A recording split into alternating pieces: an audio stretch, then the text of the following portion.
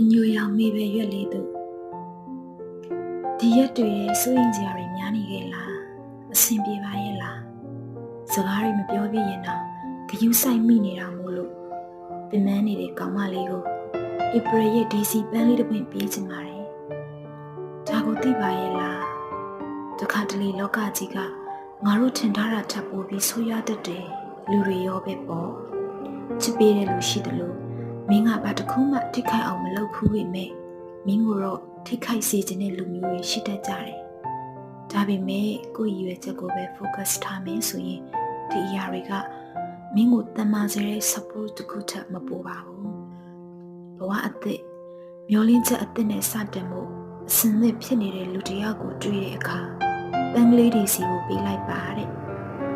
မျောလင်းချက်ဝတ်မုံနဲ့နဲ့ရဲ့ပျော်ရွှင်ခြင်းဝတ်ဆံဝါအချုပ်စိတ်ကလေးကြည့်ဖို့ဖြူလွတ်လွတ်ပွင့်ဖတ်တွေ့ရဲ့နောက်ပြီးမင်းအတွက်တီးတဲ့ချစ်ချင်းမြတ်တာတွေပါပဲဒီစီပန်းကလေးဟာရိုးရှင်းတဲ့ချစ်ချင်းမြတ်တာတွေကိုရည်ရွယ်တယ်လေအများကြီးမစိုးရိမ်ပါနဲ့အများကြီးစိတ်အပင်မခံနဲ့ဒီစီပန်းကလေးလိုအေးချမ်းပါစေချင်ရတဲ့မျိုး